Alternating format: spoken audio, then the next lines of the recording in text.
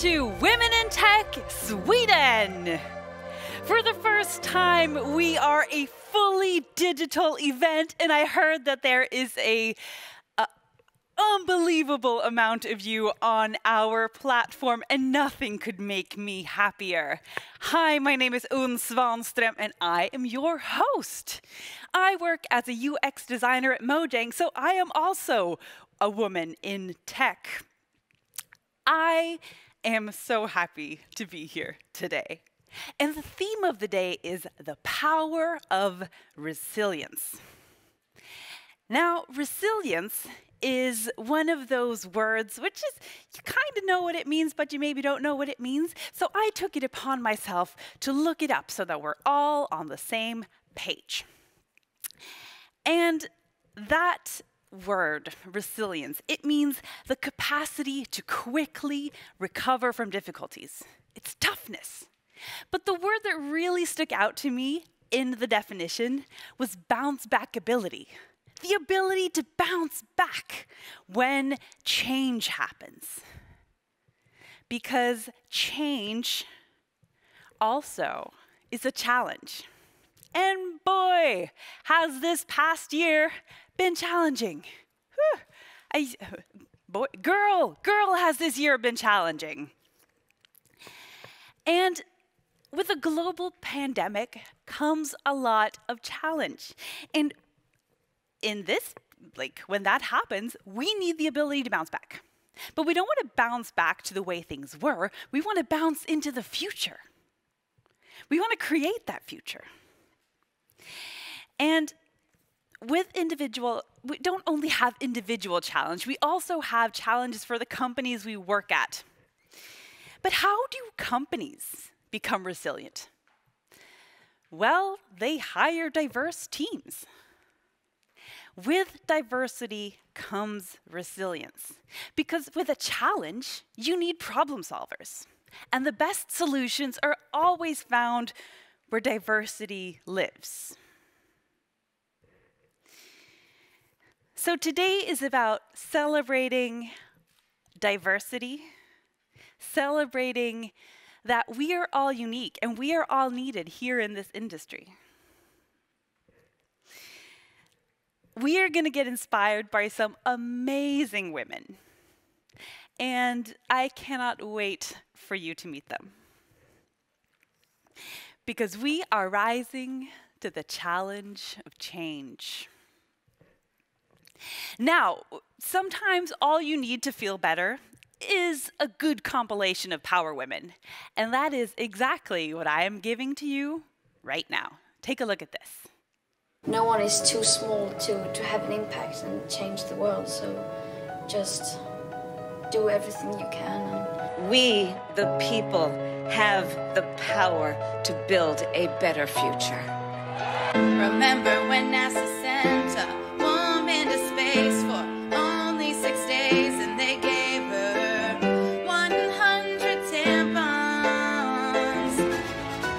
Dr. Andrea Ghez, to award the 2020 Nobel Prize in Physics to you. I'm very happy to be one of the pioneers of this discovery. Smiling doesn't win you gold medals. Okay.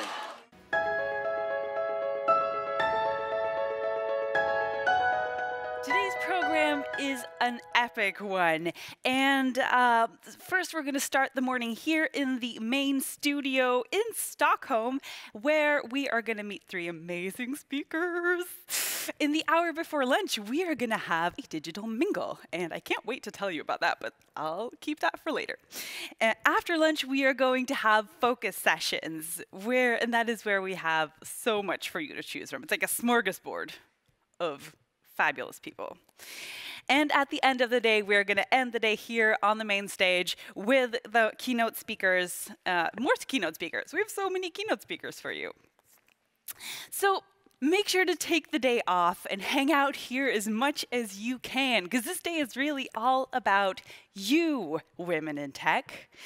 And you are my favorite audience, and I wish you could be here in this room with me, but I want to know where you are. So could you please, on your screen somewhere, there is a button that says something. What does it say? I don't know. But I want you to take a selfie and show me where you are right now. And if you have any pets right there who are trying to get your attention, so please take a selfie and show me where you are. Use the QR code. That is how you get into the selfie mode. You scan it with your phone, and it does the bleepy bloopy, and you can take a selfie, and that'll make me happy. Anywho, our first speaker of the day is an amazing woman. She is an author and a travel photographer. But that wasn't her first job. She is someone who knows how to make real change. She has been featured in National Geographic, The Guardian, New York Times. She does breathtaking work. She is also an entrepreneur who's started companies and networks. And I admire her ability to make her own dreams come true. She's here in the Stockholm studio. She is Lola Akinmade Åkerström. Welcome to the stage. Hi, Lola. How are you? Hi. Great to be here. What does it feel like to be here in the studio? I love it. Just the color, the energy. Absolutely. Yeah. I'm so happy that you're here. Yes. Is there anyone who's watching now that that feels extra special to you? Oh, my husband is supporting. He's great. Yes, thank you all men who are tuning in to this epic conference. Yes. And thank you all women too. So with that, Lola, please take it away. Thank you. Thank you. And I am excited to be here with you today. So I'm going to start with a story. Many years ago, very early on in my career, there was an expedition company running a competition. The competition was going to send a writer to the North Pole. The North Pole. I couldn't believe that one of my childhood dreams was on the verge of possibly coming true.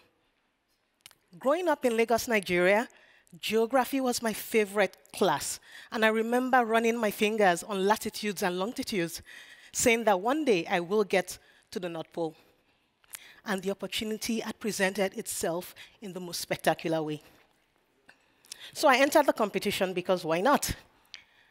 And for 2 months, I campaigned to get votes to put me in the running.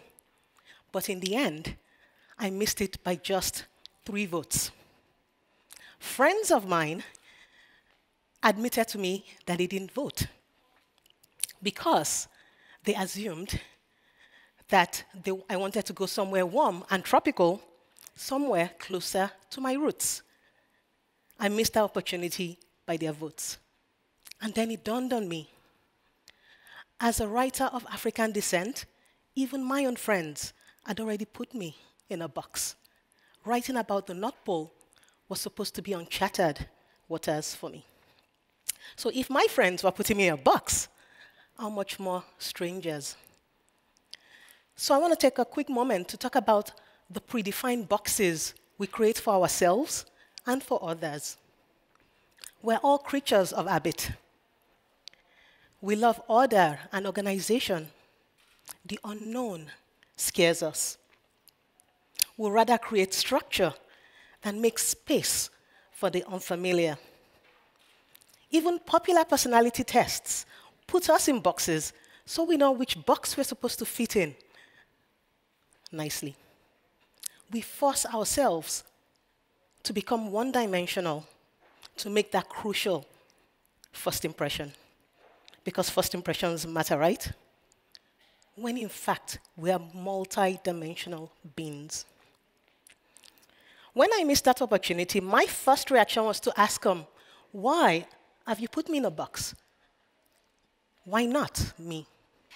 But then when I started asking myself that question as well, I began to realize the power that lies in the question, why not? When you ask it either verbally or metaphorically through your actions. You see, I started thinking, moving from a mentality of thinking about missed opportunities into thinking about closed doors. Because the missed opportunity means I no longer have options. It's gone. But with a closed door, I still have options. I can either open that door gently with a code of understanding, I can kick it down by force, or simply find another way to open that door. So I'm going to share today 3 insights I've learned about closed doors and the power of asking why not, either verbally or metaphorically. So the first insight is this. Asking why not is a 2-way door of reflection and helps us understand each other better. This means I have the code of understanding that the person on the other side of the door needs to open it up for me. Another quick story. So I run my own travel agency here in Stockholm, and I was on a call with a potential client that wanted me to create branded content about Stockholm. After our meeting, at the end, the guy cleared his throat and then said, "Why do you write a lot about Stockholm? Because I Googled you, and you're African." My first reaction was going to be, why not? Why can't I write about Stockholm? But I didn't ask him that. Instead, I said, as a travel writer, I am moved by curiosity, both abroad, but also in my backyard. I have also chosen to call Sweden my home. And if I've chosen to call a place my home and grow my family there and leave my legacy there, then I better know the quality of the soil I want to grow my life in. And because I need to know the quality of that soil on a deeper level as a foreigner, I've made nuanced observations that many locals take for granted. So I did get that opportunity because that answer was my metaphorical why not and was the code of understanding he needed. You see, the gift we are given when we ask each other why not is honesty about our feelings, our biases, our prejudices. It is a perspective-changing question that opens a world of possibilities to those who have always held limited views. It asks legitimate reasons why doors are closed and people are not invited to the table. A friend of mine once said that people can only see as far for you as they see for themselves. And if they can't see themselves accomplishing what it is we are aiming to accomplish, then why will they think we are capable of it? Especially we, who society has put in predefined boxes, right? The second insight I've learned about closed doors is the very act of questioning a point of view empowers us to change the status quo. This means I must break down that door by force for the greater good. A popular refrain I often hear is this: if you're not allowed to the table, then create your own table. Create your own room. In essence, stop wasting your time on closed doors. While I am an advocate, a strong advocate for that way of thinking, do you know what happens when we start moving tables outside of the rooms where they are needed the most? We create communities and silos of excellence outside of the rooms where they are needed the most, where their voices, our diverse voices, need to be to start reaching more people and breaking down predefined boxes. Asking why not doesn't mean waiting for permission or necessarily for the answer. It means never accepting a single narrative of what I, as a Black woman, should be doing. The same can be said for our differences, our sexual orientation, our religion, our age, our perspectives in life. We can't fully change the narrative outside of the rooms, in communities where we only empower each other. We must break down the door by force, because our narratives are being created at tables without our own voices. And then the third insight I've learned about closed doors is this: asking myself, why not, may be the personal motivation I seek, the personal motivation we seek. This means coming up with the courage to walk up to that closed door in the first place. I'll tell you another story. So many years ago, I used to live in Ohio, and I worked as a programmer, a software developer. And I came across an ad in a newspaper looking for volunteers to join an expedition race in Fiji. The volunteers were going to follow the athletes, write amazing stories, share photos, and information about the places this expedition was exploring. Fiji. At that time, I knew nothing about Fiji, and even less about expedition, racing, and adventure. Especially at that time, the narrative that was attached to expeditions was that of just white men. But then, I had a hard time reconciling that narrative with the adventurous spirit I knew lived within me. Why can't I not create my own narrative of adventure as a black woman? So I applied for that position, and I got it.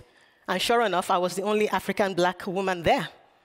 But fast forward 3 weeks, while in the middle of one of the remotest parts of Fiji, I realized at that moment that I wanted to be a travel writer and a photographer. My why not started way back in my geography class. I wanted to go to the North Pole because I wanted to share my view of the world through my own lens. Since meeting that one closed door, I have been fortunate to explore the Arctic, some amazing places, including Greenland on assignment. I've written many stories for some of the most prestigious publications in the world, and I have won awards for many of the stories as well. I know which doors I need to open up gently with a code of understanding.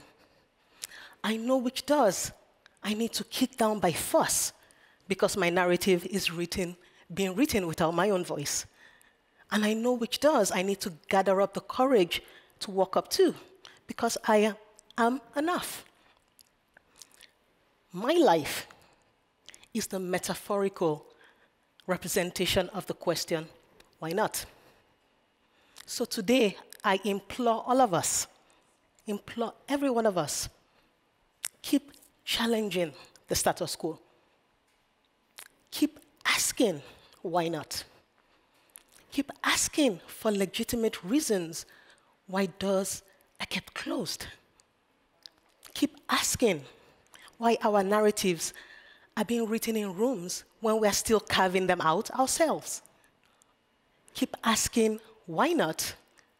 But let's not live our lives waiting for the answer. Thank you, and welcome to Women in Tech. Thank you, Lola. Woo, I feel super inspired right now to kick in some doors. But our viewers were asking about that. How do you actually know when to kick in a door? Or maybe they should just open it for you? Yeah, and I think it's something that you can kind of get, First of all, you keep asking, why not? Because in the beginning, it's usually a lack of understanding. And then they give you reasons why. And if those reasons are not valid enough, you keep asking, but why not? But why not? Until you expose either their own prejudices or bias to them, Yeah. Oh, so that's one of the things. It's that resilience of keep asking metaphorically or even verbally. So you use it like both for yourself. Yeah, exactly. So you could verbally ask, or you could metaphorically also ask with your own actions. Why am I not allowed in this space? Why isn't this space for me?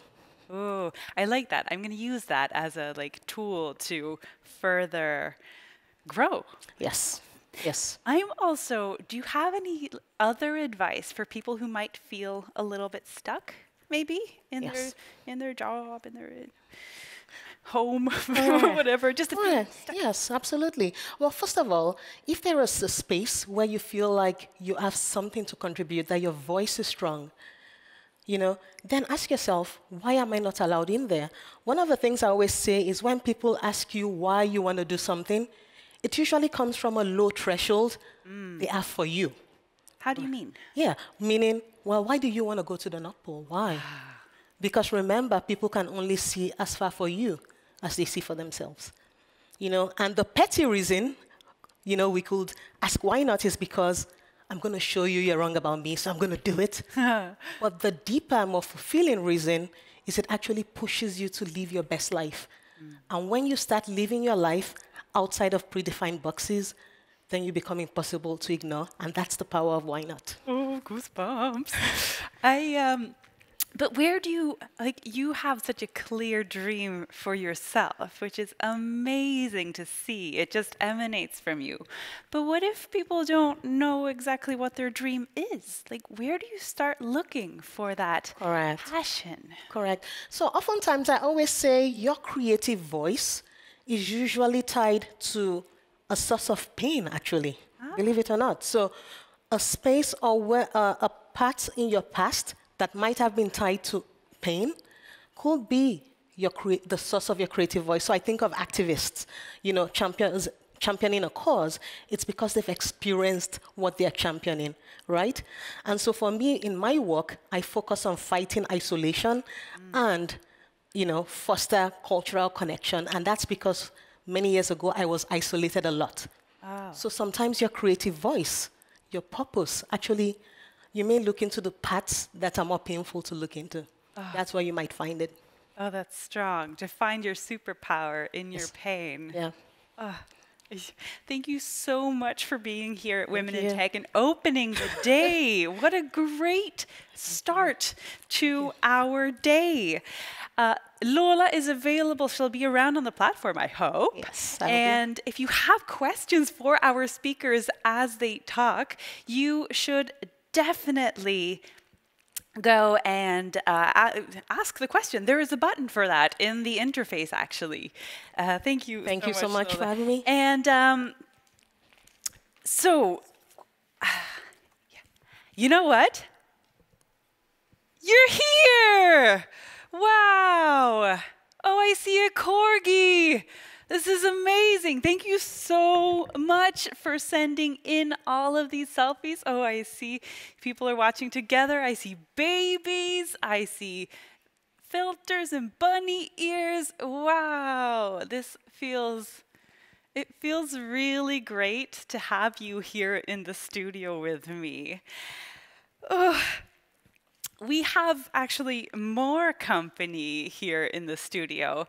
Last year, one of last year's keynote speakers who ended the day, Caroline Farberger, the CEO of ICA Försäkring, has a message for us. Take a look at this. Hi, I'm Caroline Farberger. It's been a very different year since last time around the Stockholm Waterfront Center. But guess what? We have managed either way. My entire organization, including myself, has been working from home for almost a year now. How have we managed? By staying in constant touch with one another, frequent video conferencing, and most importantly, my town hall meetings with all my employees have been completely online. And actually, the entire insurance company I'm managing is working well from home now. So just staying in touch with one another, encouraging one another, and we were getting through this. I hope to see you in real life next time. Bye. Thank you so much, Caroline, for your kind message. Our next speaker of the day is an award-winning author who has been translated to over 20 languages. She is also a journalist at Dagens Nyheter, and her upcoming book, The Mother of Invention, is so good. It's already out in Swedish, and I cannot stop talking about this book. I talk about it to everyone I meet, which is, well, frankly, not very many until today. It's just, it's so good. You must read it. In Swedish, it's called Att uppfinna världen. And I know that we have with us here from London, Katrin Marsal. Hi, Katrin. Hi. How are you? I'm good actually. Yes, I'm great. I'm getting vaccinated on Monday, so I'm very excited. Congratulations. Thank you. Can you tell me what it's like to be? What is the atmosphere in London today? Well, I have not been into London for many months. I live in a small village between London and Cambridge, and you know, it's a village in the countryside. It's beautiful and rainy, and not much is going on, but it's nice. Does it have a pub? It does have a pub. Yes. Oh, sorry.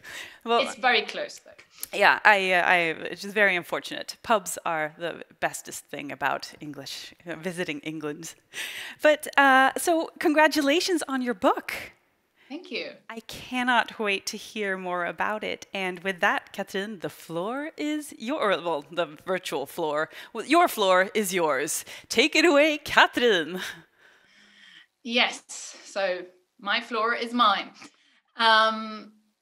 Well, I'm going to start at the point when my mother got pregnant with me. That was when she decided she was going to change careers. So when I was a baby, she went to university to study computer science, and she became a computer programmer, which at the time actually was considered to be a reasonably logical step for her because she'd been working with administration of library catalogs for a long time. And all of this was in the early 1980s, and the bookshelves in our house started filling up with books on different programming languages, and she got a job and started this new career.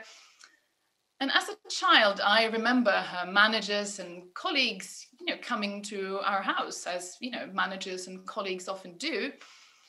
And most of them were women. In my recollection, they were ladies with big curly hair and traditionally Swedish names like Agneta or Petra. And they sometimes brought presents for me and lots of cakes when my little sister was born a few years later. And that was sort of the image of computer programming or tech that I grew up with. And I'm not that old. Today, many people have forgotten this. They've forgotten that computer programming used to be a field with a lot of women in. Of course, the first computer programmers in the world, they were women. It was during the Second World War here in England, where I now live. And in these days, programming was not seen as technical, but something that mainly required an ability to thoroughly follow instructions. And the thinking was that women were good at this. Women were compliant, you know, they could perform tasks in a set order. It was almost in our female nature. Women knitted, sewed from patterns, we cooked from recipes, we patiently taught children things. And actually the thinking in many countries was that programming a computer was the next logical step. And actually it wasn't just programming. In the 1950s, IBM here in the UK, for example, they measured assembly costs for its computers, the machines, in something that they called girl hours. Because the workforce building these machines was so female dominated that the company, they just calculated its whole staffing cost in this lower female hourly rate. Because obviously back then, the official female salary was less than the official male salary. In the 1960s, then, the British civil service was actually forced to follow these new government regulations on equal pay for equal work. And it's really interesting how the state actually argued that this shouldn't apply to computing, because this field was so dominated by women that there simply wasn't a male salary to raise these women to. So the women's lower pay actually became the standard. And the reason why there were so few men was that computing actually didn't appeal to men very much as a career back in these days. It was by many considered to be a boring job, something, that was good for women because it was easy to combine with things like housekeeping and childcare that women were expected to do. It wasn't very technical and it didn't require much creativity. Even a woman could do it, and hey, if women did it, it was cheaper for the companies because you could pay them less. Then, as you know, at some point in the mid-60s, it all started to change. Programming, of course, still broadly speaking, involved the same type of work, but the industry was becoming more important to society, and suddenly everything from kind of state VAT tax payment systems to cruise missile programs were being processed through these new machines. And obviously it started to dawn on many male managers that these new machines were probably a pretty big key to this future they were building. And could these new computers then, if they were this important, be left in the hands of low-paid, chain-smoking girls in miniskirts? And here in Britain, the answer was a resounding no. The state actually launched a public scheme to encourage more men to take an interest in computers and apply for management positions in the public sector within this field. Boys needed to learn to code, and the state invested some money into encouraging them. And throughout the world, the number of women in computing started to drop steadily from, say, the middle of the 1980s, which was when my mother started her career in the field. And this whole drop in the number of women was odd, because women in programming was decreasing even as the percentage of women in other technological fields actually grew. And programming went from being female dominated to male dominated at the same time that it went from low status to high status, from low paid to high paid. And today, the image most of us have of a programmer or a developer or somebody who knows how to code couldn't be further, I'd say, from the ladies that I remember that used to come and visit our house with cakes for me when I was a child. Because today, these types of professions are often seen as something even requiring a specific type of male brain. Most of you might remember the Google engineer who got fired in 2017 after writing a memo that implied that women simply weren't cut out for jobs in IT because of our biology, almost. And even, I'd say, a lot of people who don't go that far still often think that women, we need some kind of special encouragement in order to enter the field of tech. Women, we need to change, not tech. And this is in spite of the fact that women basically invented software. We've just forgotten about it. We've written it out of history. And this has made me so angry that I've written a whole book about this, about how throughout history, technology has been defined as basically as whatever men do. We talk about the Bronze Age and the Iron Age, but we could as well have talked about, the Pottery Age or the Flax Age. However, technology like weaving or ceramics is not considered to be technology in the same way, even though, cloth or pottery, according to, some historians, might even have been more defining for people's lives. But these forms of technology, they've been associated with women, and therefore they've been written out of the history of technology. Which is why, you know, things like what happened to me 2 days ago on International Women's Day can happen. I started my morning on a panel on women and innovation, and the first question I got asked was, are men just better at innovation than women? And I was like waking up, sitting there with my coffee, going like, well, happy International Women's Day to you too. It's just a bit exhausting because, of course, women invent and of course, women create technology. We often just don't see it as technology. I mean, women like my mom could enter the field of programming, no problem, back when it wasn't considered to be tech. When it started to be considered as technical, women were pushed out. And as you know, I guess most of you are aware, we're still suffering from all of this today. I mean, today, 1% of Swedish venture capital goes to women. That's a brutal number. In the world, women influence 80% of all consumer decisions. Still, in spite of this, 90% of all technological products and services are created by men. And that's nothing but a massive market failure. And of course, for companies that dare try to correct it, obviously there's huge opportunity here. You all saw the Bumble IPO last month. Surprise, a dating app developed by women addressing most of the problems women had on other dating apps becomes a commercial success. It's not exactly rocket science. And I mean, still this problem persists. And I would argue, and that's what I argue in my book, is that at the heart of this is our fundamental misunderstanding of our own technological history.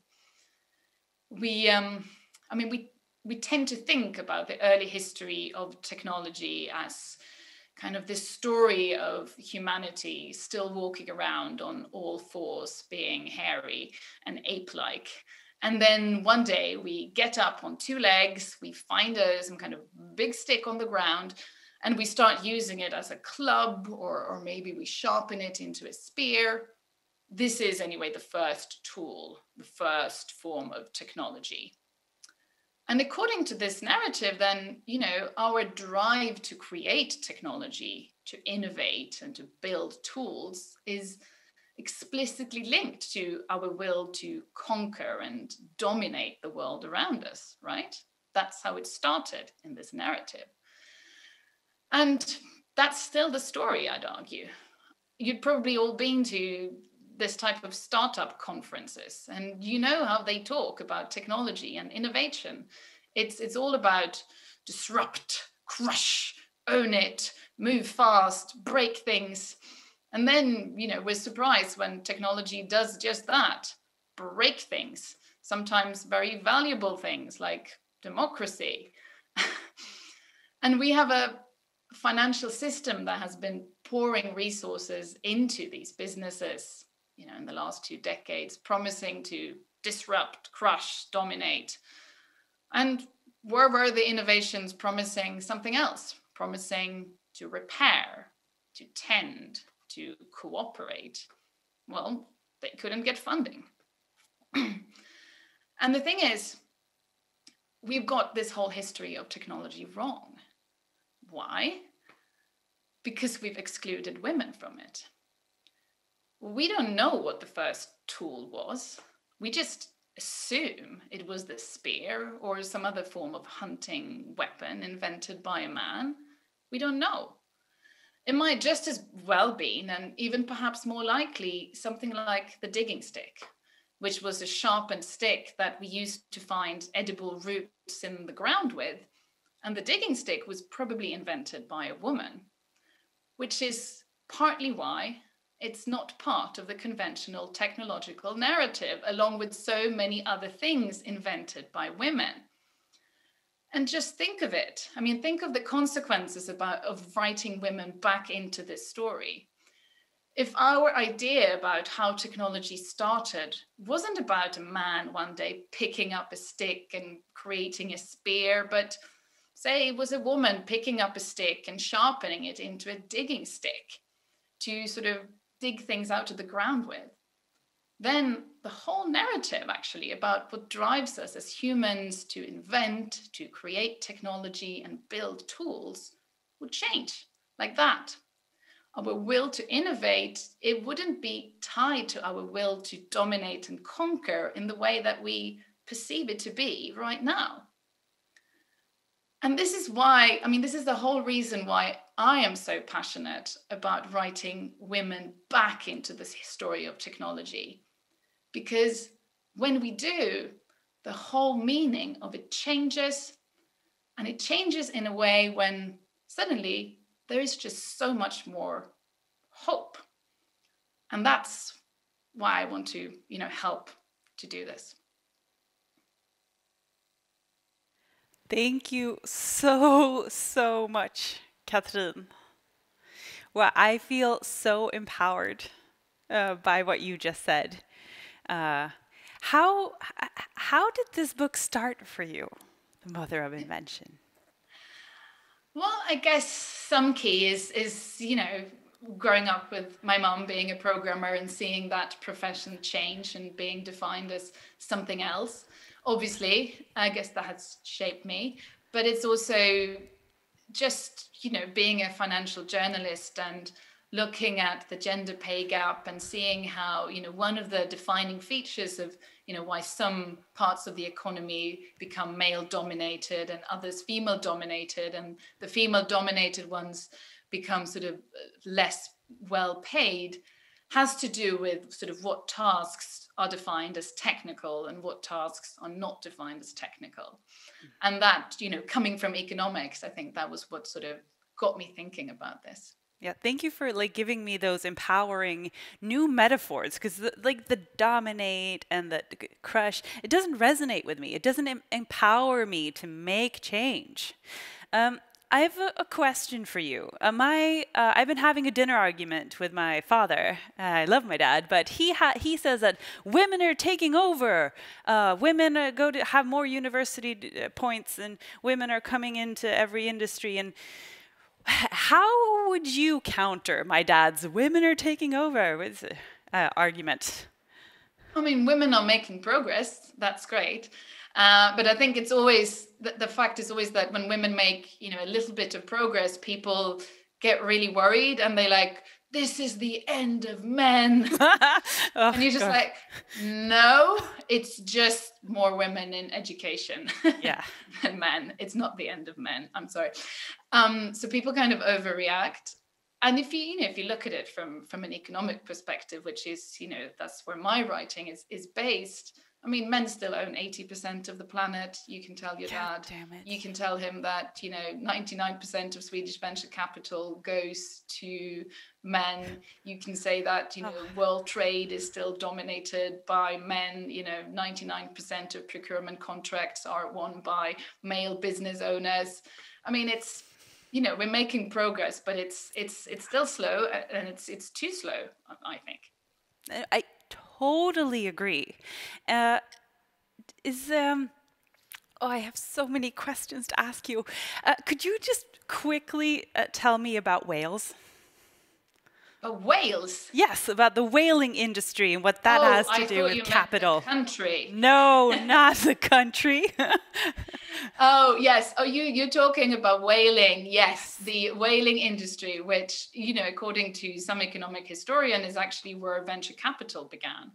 Because whaling in the 1800s in the US was kind of the startup sector of the time. It was, if you're going to get into a boat and go up to the very icy seas and go catch a whale, that's very risky. That's a long journey. But if you manage to kill a whale and bring it back, this was, extremely profitable. So it was a high risk venture with, potentially, very, very sort of big returns.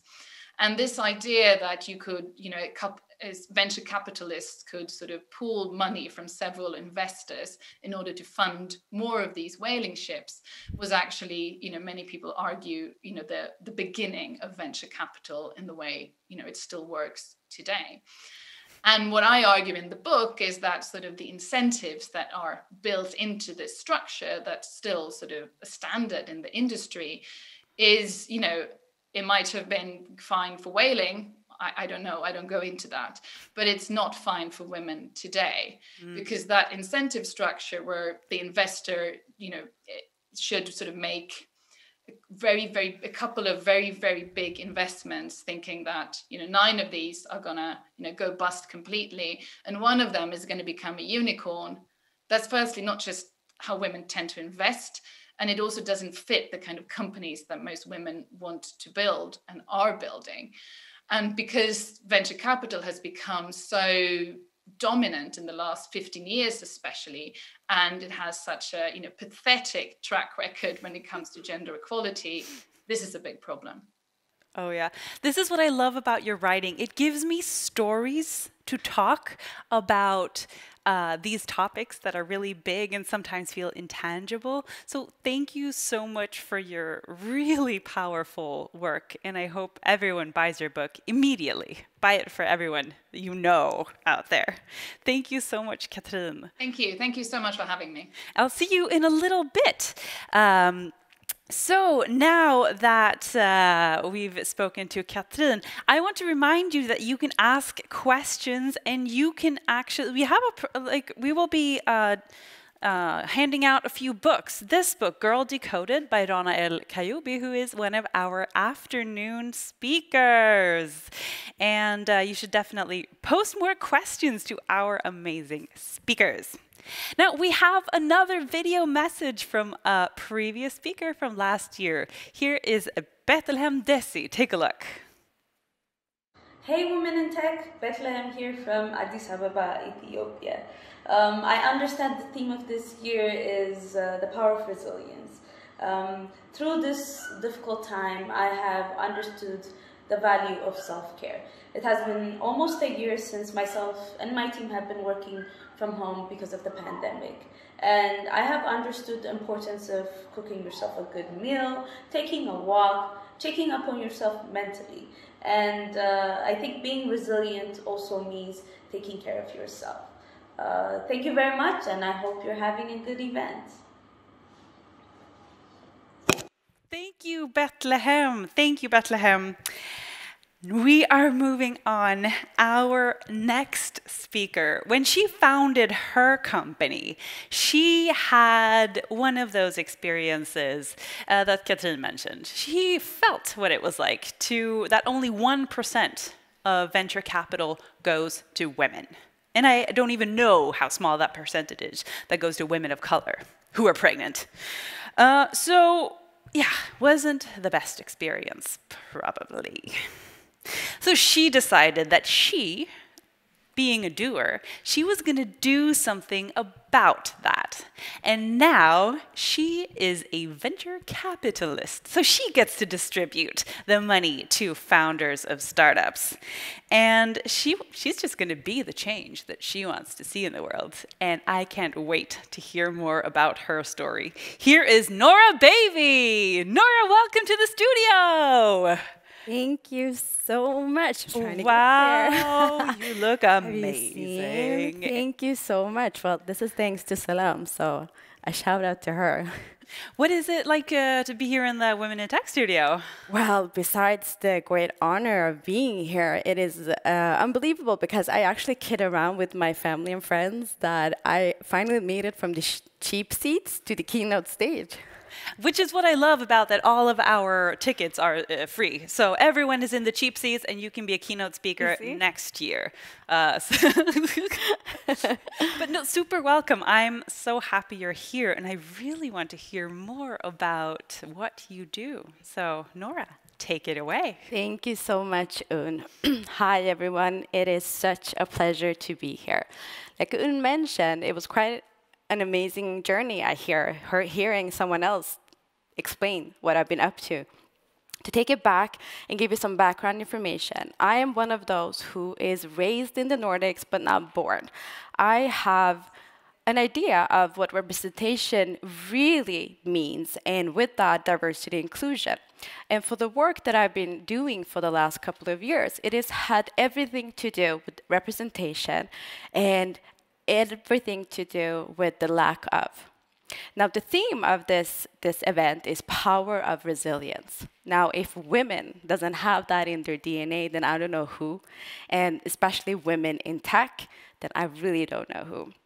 I ended up in the tech industry, not as an ambition, but I kind of had the great timing after the financial crisis to be one of those lucky ones who the industry needed, because they have done and tested everything that they could do in order to reach new customer segments in a time where no one really understood the digital space.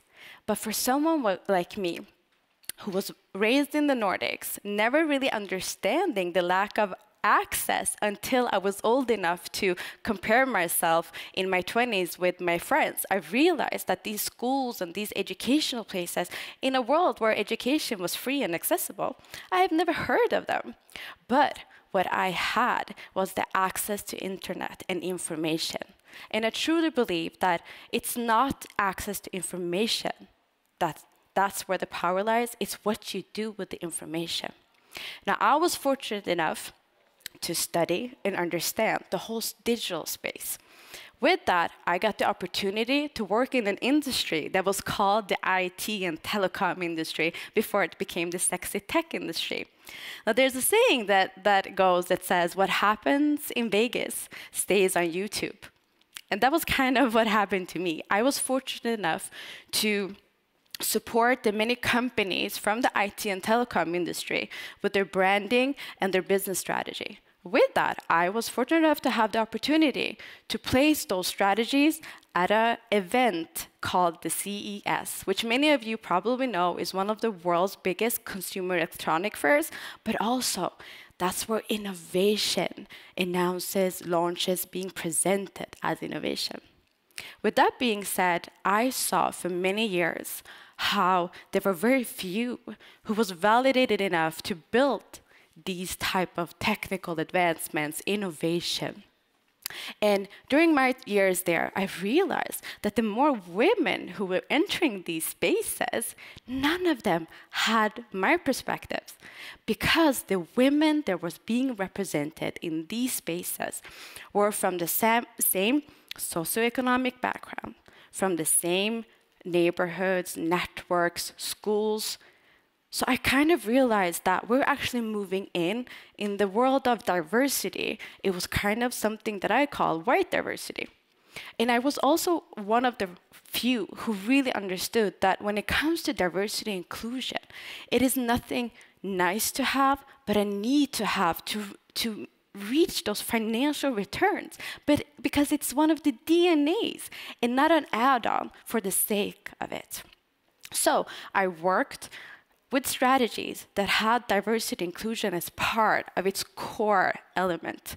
And I have to be honest and also say that the industry and its structures and its barriers are actually working perfectly because they are coded and designed to benefit its designers.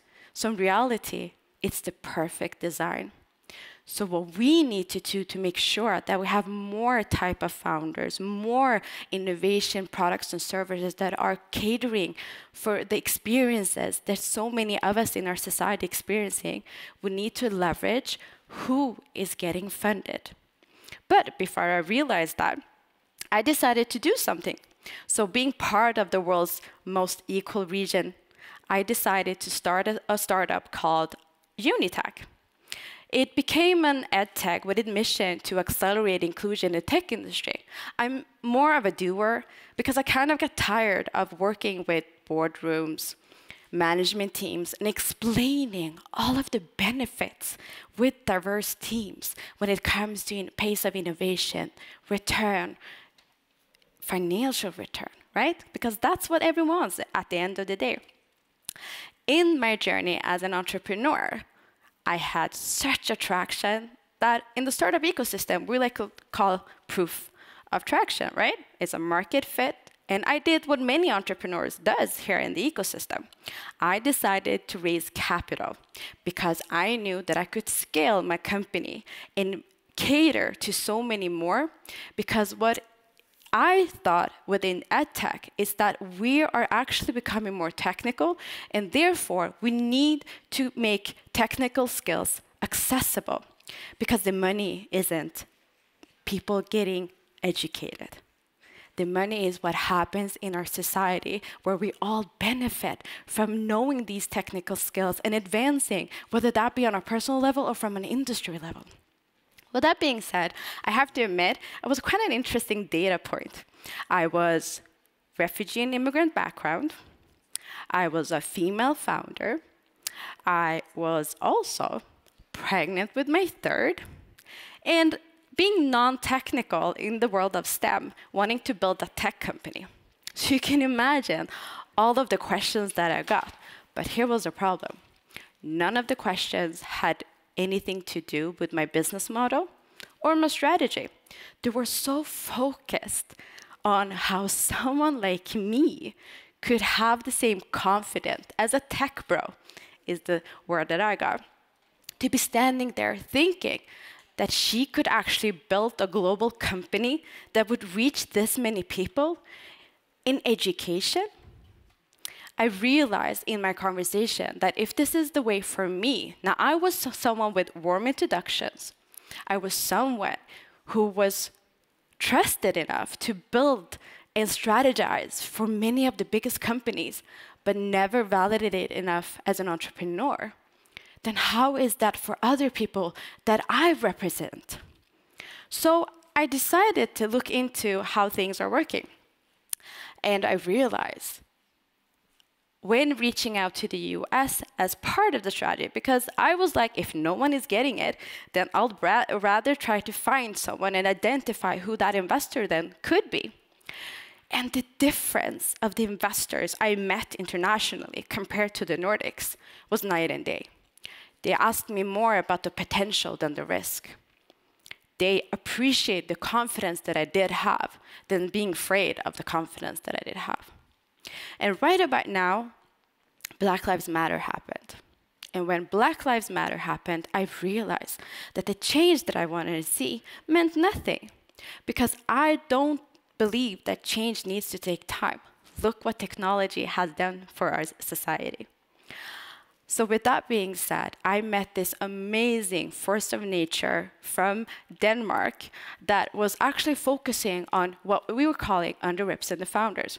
And we realized that we were so mission aligned, because if we really wanted to change things, then we needed to design new and inclusive infrastructures for the startup ecosystem that would allow for more founders to thrive, more founders to create those solutions that we so desperately need. And like Catherine said, the founders who would mend what had been broken by tech, the founders who would then also cooperate and build those solutions that would both give us the sustainability that we so needed, but also the equality that we needed for so many more than just one group. Because here's the thing, when all of us are thriving, all of us are winning. But if only one group is winning, then all of us are losing out. So with that being said, last year I became the investor that I needed. So I'm today general partner at Unconventional Ventures. We invest in impact tech built by underrepresented founders. Now, underrepresented founders that identify as women, people of color, LGBTQ+, and this different abled people. With that being said, what we also saw that we need to look at this from an ecosystem perspective, because it doesn't matter what we do, because in the Nordics, only 1% of all capital goes to female founders. In the Nordics, compared to male founders, we could see that women overperform by 2.5 times. In the Nordics, for the female or women who got an investment, only got 1/3 of the amount that male founders do. And this has been the way for the last 10 years. So with that being said, are we really building an equal future? So going back to the ecosystem perspective, what we did last year, which I'm super proud of, in a time where the pandemic really demonstrated that the biggest group that suffered the most were women. Women was the group who lost more jobs, who needed go down in time, take care of family and homes. So all the progress that we're so proud of over a year took huge steps back. So what we did, being part of an industry that is nothing of its sorts when it comes to inclusivity, we are the first ones who have introduced a way for everyone to be able to invest. It is with great pride I can say that we launched something called the Unconventional Syndicates. It is built a community of investors with non-experienced to very experienced investors who can together today join in and invest in companies built by underrepresented founders, solving some of our biggest challenges, and in doing so, making sure that the future that we are building is both equal and sustainable. Now, I don't know about you, but that's where I want to keep my focus on, in building new and doing that in a transparent way, because we need to move from discussing to doing. And in doing so, hopefully, our aim is to be that copy-paste ecosystem, which everyone can add. But for that to be a reality, we have to be honest on where we are in a society. Because if you don't think representation matters, then you're probably well represented. And we had research stating so many times and over again that representation matters in terms of creating those ambassadors, making it possible, making the impossible possible. So I'm here amongst a huge community of women, makers, changers, doers, and I know that the next 10 years is going to be the best years for us. Thank you so much for having me. Nora, oh my God, thank you. Thank you. I hope that we in our audience have some entrepreneurial women who are like, wait a minute, maybe capital is actually something I should pursue. Like, when should people talk to you in their...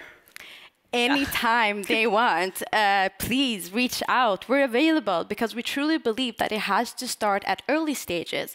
So even when you have an idea, we want to be that person that you talk to that is making you confident enough to go after that idea, because we truly believe that it doesn't matter what we do at later stages.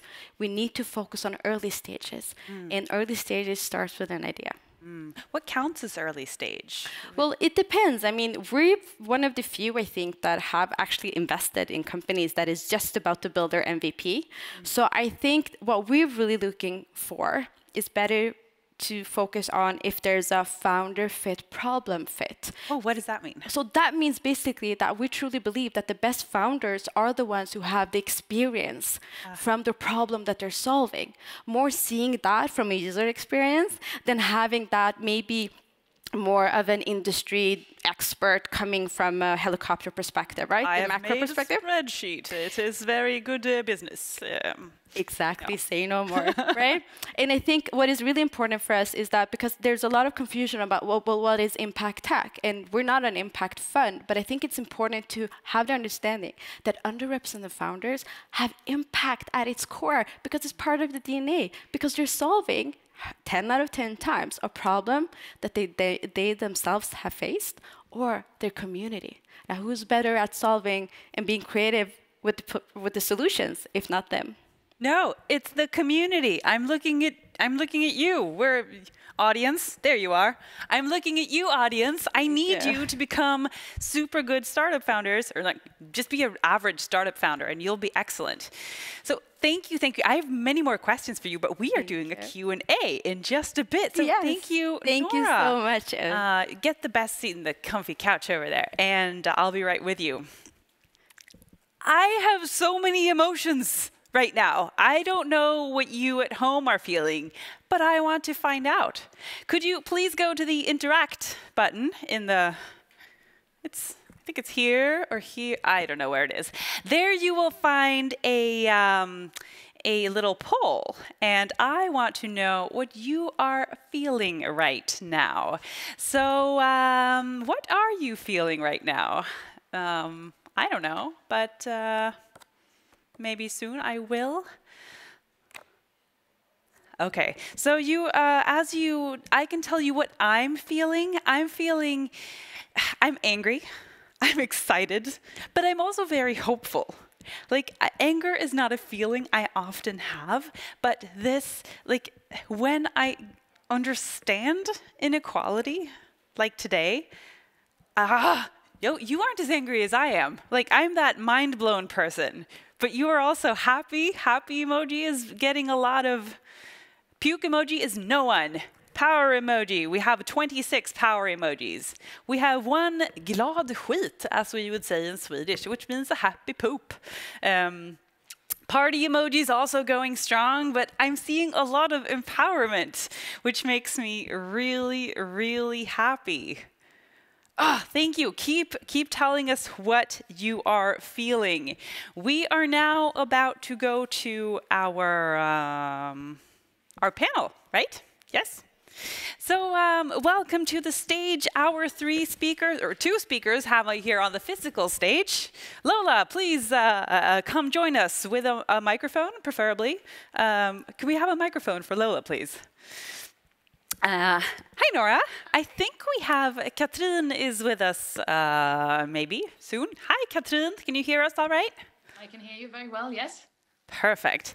As Lola is getting her microphone, I can start with a question for the two of you, because both of you mentioned that capital isn't going where it's supposed to. When did you find out about this 1%? Or what did that make you feel?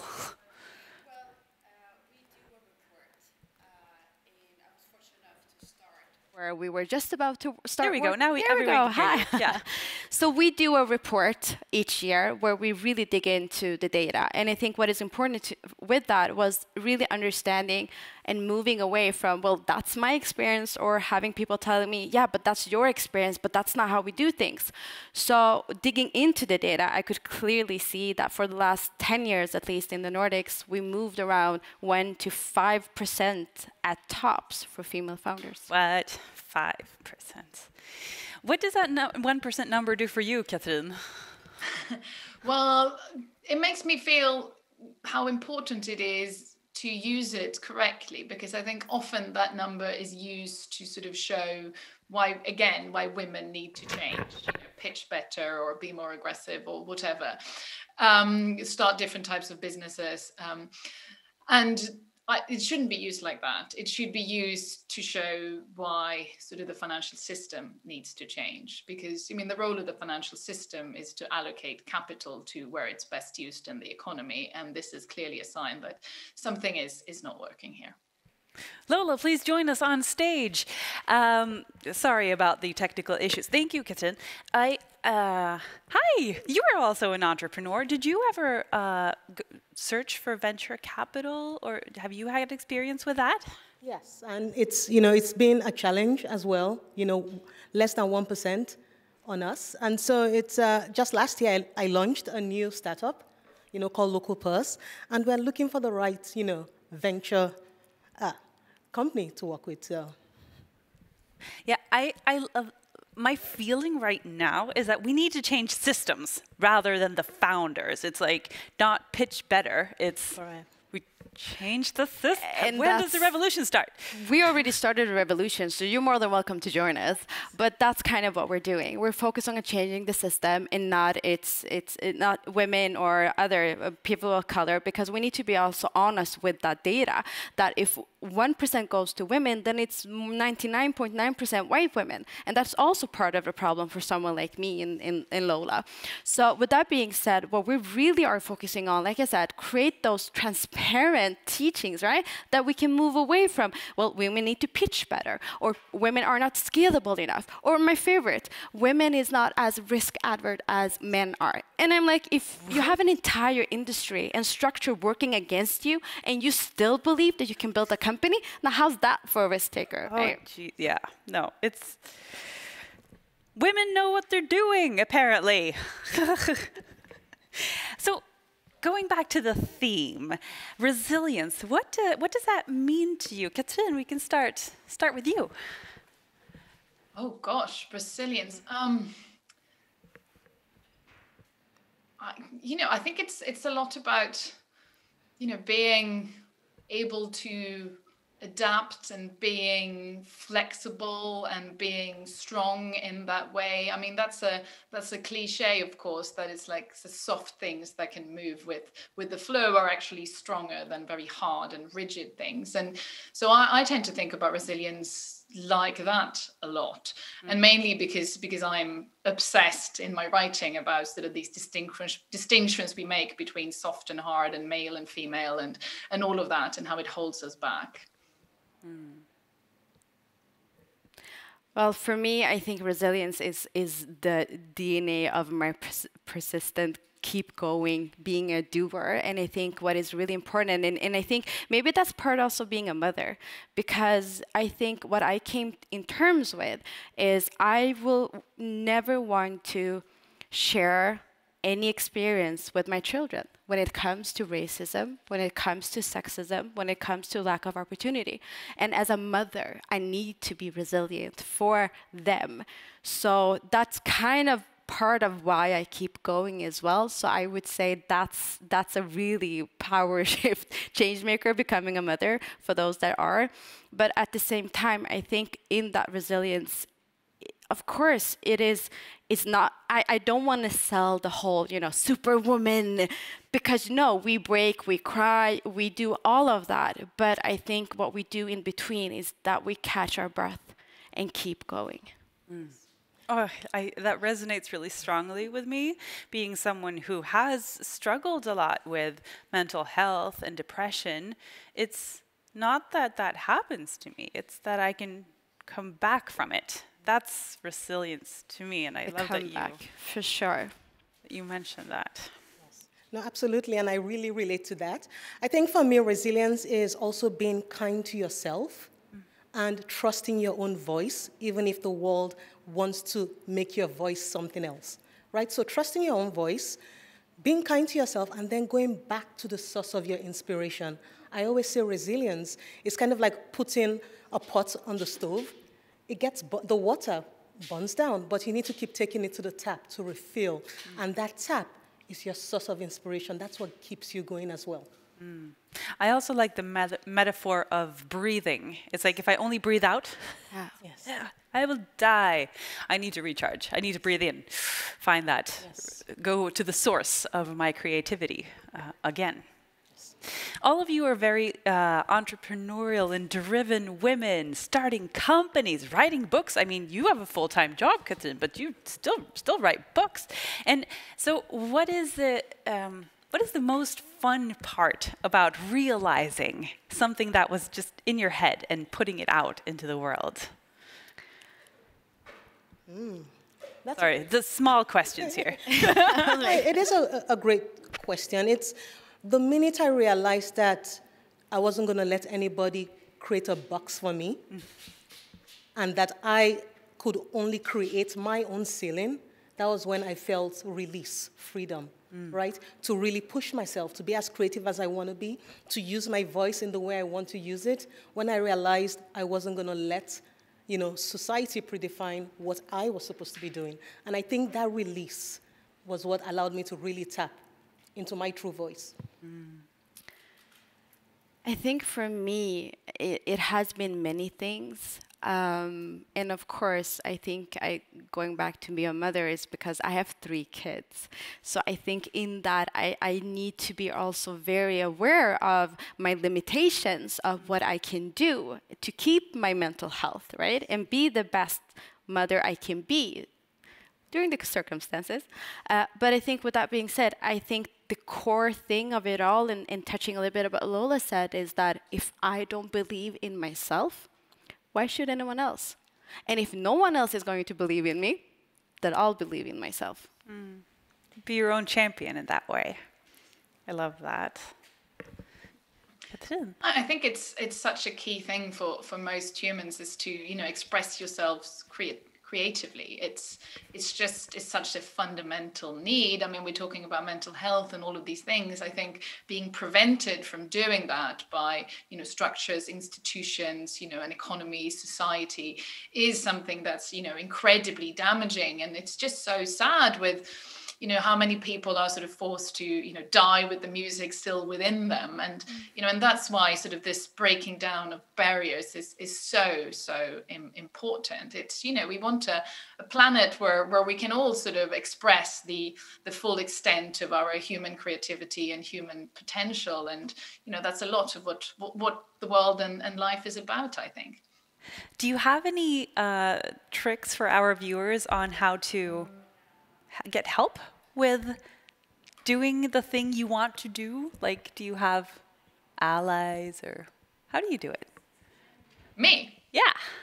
Oh, well, I'm one of these introverts who just need silence and space and a lot of that. And that's where I find it. And I have, you know, now come to accept that not everyone is like that. There are some people who, you know, like interaction and noise and friends. I mean, I'm joking. I like that too. But I think we're all different like that. But I mean, clearly relationships do matter, and, you know, the relationship to yourself, so you're just able to sit in silence, and, you know, relationships to other women and other women who are different than you. You know, that's where a lot of creativity comes from. It's, you know, from different perspectives. And so yeah, that would be my tip. A final question. What are your thoughts on equal opportunities versus equal outcome? I think I'm a strong believer of equal opportunity, because equal outcome can never be the end game, because that's where we miss so much potential. So equal opportunity. Yeah, absolutely. And I think, you know, equal opportunity so that people begin to thrive instead of only survive. I think that's where we do our best, right? When we feel like we're actually thriving in a space, you know, and that's where, you know, equal opportunity, I think, for me, is more important.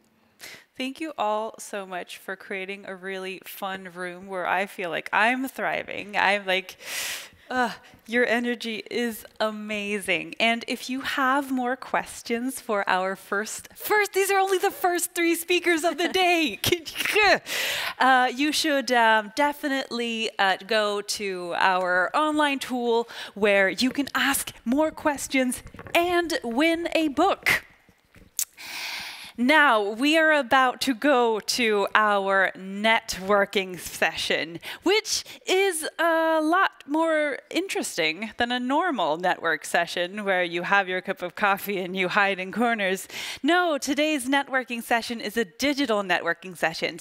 You will get to explore a brand new tool where you move around a virtual room and only hear the people who are closest to you. I can't wait to go get in there myself and join you. Now, in the networking session, we have a lot of stuff happening, actually. In the virtual lobby, which is the place outside of this room, you will find all the information you need at the info desk. And you can meet our partners. They have these amazing virtual spaces that they've built. And yeah, you can also contact them and our speakers in the right corner of your screen. The piano room will also be open, where our amazing pianist Elinor Asp will be taking requests. And check this, we have a yoga room. Yes, in our yoga room, we will have 20-minute yoga sessions with Waini Simone, she is a yoga teacher who's certified in Goa, India. So the real deal. And with that, I'm saying let's have an amazing mingle. Please go interact with all the fabulous people who I know are watching this live stream. Go have fun, and I'll see you back here later.